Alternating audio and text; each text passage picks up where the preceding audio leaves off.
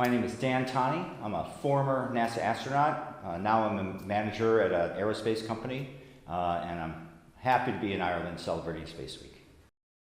Sure, I'm an engineer by training. I have a mechanical engineering degree, and I've been in the aerospace industry now for, over 40 years. When I became an astronaut, I was a civilian. I had no military background. There's about a third of the astronauts are military, but I don't have any military background. I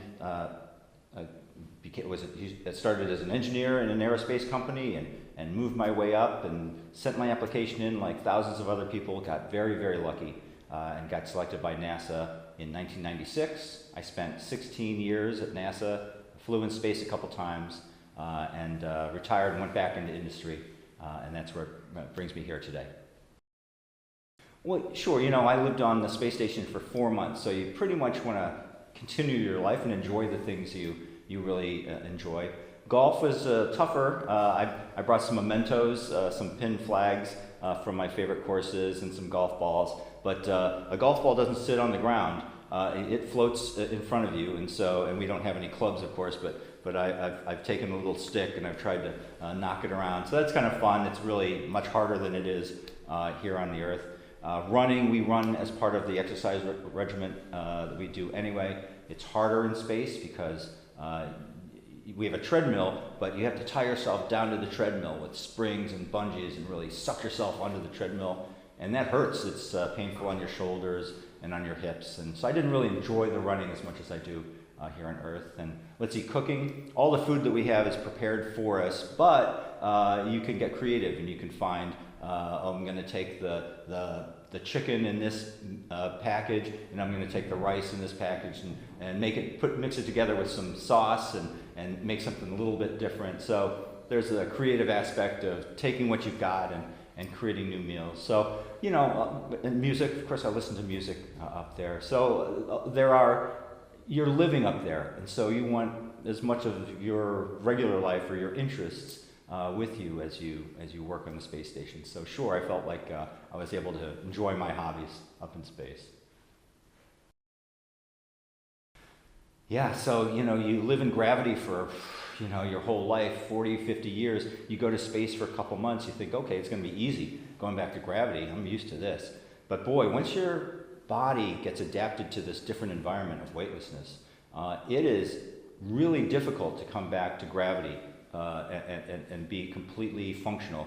It's interesting, it's a function of how long you've spent in space. So if my first mission was for 2 weeks, and I came back in maybe 6 hours or so, I would say I felt 99% back. I felt stable on my feet. Everything felt kind of normal again. But then after 4 months in space, it took much longer. I would say after 2 days, I was only about 90% back, maybe 85% back. I was still a little wobbly. Your sense of motion and direction are really altered being in weightlessness. Your middle ear just isn't used to having this omnipresent force sucking you down. And so it took me, I would say, a couple months to feel 100% back comfortable in gravity. So the adaptation is really much harder than I expected, and it's very interesting. Why is that? We're trying to figure out why is that, and then what does readaptation really look like? We as an astronaut office, we talk a lot, and so we share stories. When our friends go up, they come back, and we go out and have some social time, and they'll tell their stories about what was interesting and funny and all that stuff. And so a lot of the things that happened in space, I kind of knew about or I'd heard about, so it wasn't that big of a surprise. But the one thing that really did surprise me is after you're up there for a month or 2 months, something like that, that skin on the bottom of your feet, that hard skin on the bottom of your feet, sloughs off because there's no force. You're not using the bottom of your feet, hardly ever, maybe when you're running the treadmill. But other than that, and so what happens is the bottom of your feet become baby smooth, just like a newborn baby. And it really feels cool, you know, that the bottom of your feet are baby smooth. But we use, there are bars all over the space station, and we stick our toes under there, and that's how we stabilize ourselves if we're going to work at the computer or do an experiment. And so our toes are under these bars quite a bit. So what happens is you get calluses on the top of your feet. And so you can tell, if you look carefully, you can tell somebody who's been in space for a long time because the bottom of their feet are baby smooth, but they have calluses on the top of their feet. So that was really unusual, and it's funny that that's a mark of somebody who's been in space for quite a while. So, you know, you're in this weightless environment and you're floating around, and that you get used to pretty quickly. You get used to how to move around your body and fly through the space station like Superman. But what's harder to forget, what's harder to remember all the time is that everything around you or on you is also floating.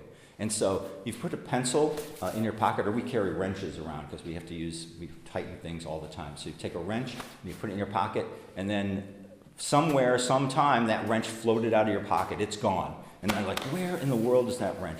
And so, you know, so the newer people like me put 2 wrenches in their pocket so that one floats out, you always have a backup. And then you have to be that annoying astronaut that's looking around for your first wrench. That kind of stuff just takes a long time to really remember all the time. And eating food, eating your meal, if you have your meat and your vegetable and your potato and your drink, you can't. It's too hard to control all of those at one time. So pretty soon you end up learning that I'm just going to cut open my thing of meat, eat the whole thing, wrap it, throw it away. Cut up my vegetable bag, eat the whole thing. So you have to learn to adapt to this environment where stuff just floats around and you lose it really quickly. So you just have to always think about this floating, you know, the stuff floating around you.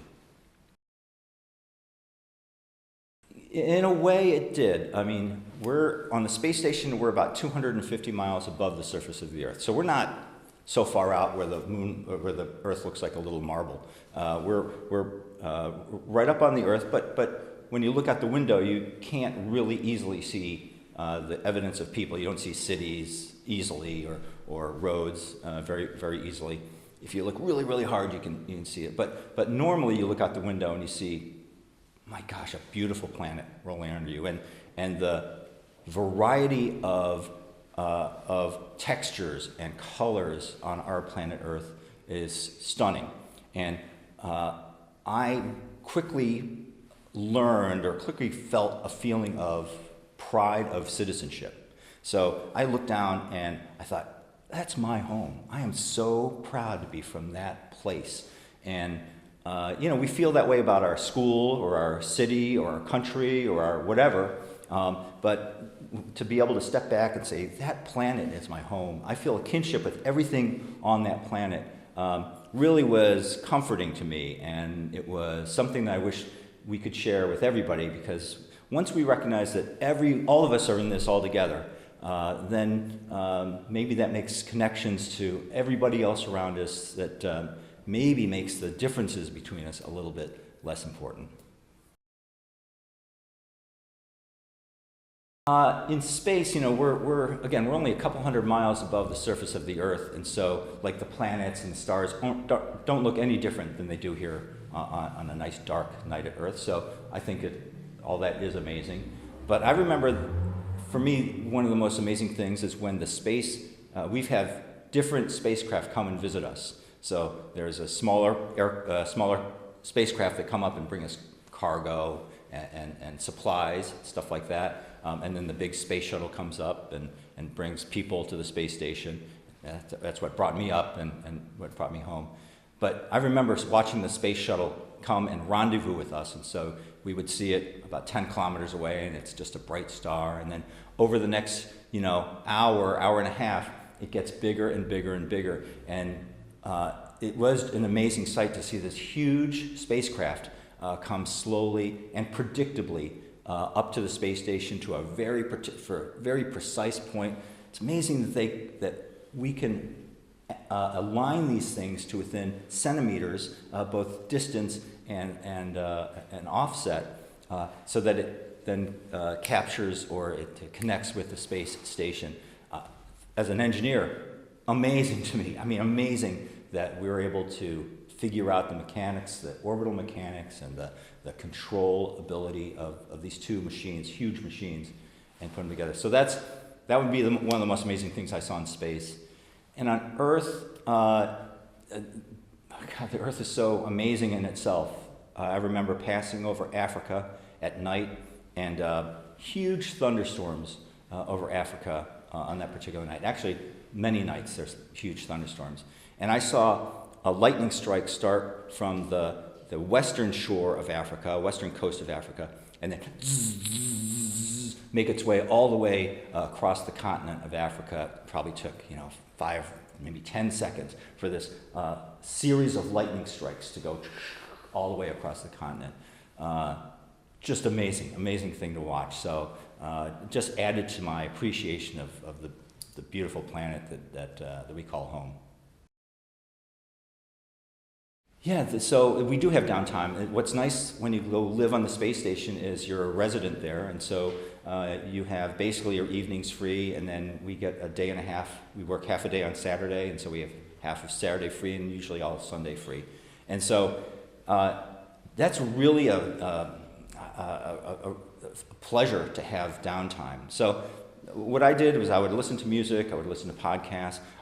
We have a way to make phone calls, so I would call friends, and of course my family, called my family every day, and I took a lot of pictures out the window. So in the evenings I would go through my pictures from that day or the last couple days and pick out the one. Oh, there's Paris. Okay, I've got a buddy in Paris, and I'll email that to him. And there's Japan, and I've got friends in Japan, and maybe what can I see? And then I would look at the predictions for the next couple days of where we're going to be, and I would set my alarms for, I'm going to be over Montreal, and so I want to get a good picture of Montreal, or I'm going to be over Cork, and I want to get a good picture of Cork. So I would plan my next couple days to go to the window and take pictures.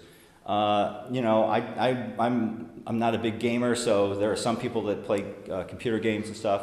That wasn't me, but mainly it was looking out the window, planning where I was going to get pictures of next, talking to my friends, writing in my journal a little bit. I really enjoyed my downtime, and I never got bored. People think, are you bored up there? Never ever got bored. Because, I'm an astronaut. My job is to go into space. I'm here. I'm certainly not going to complain about any minute that I'm in space.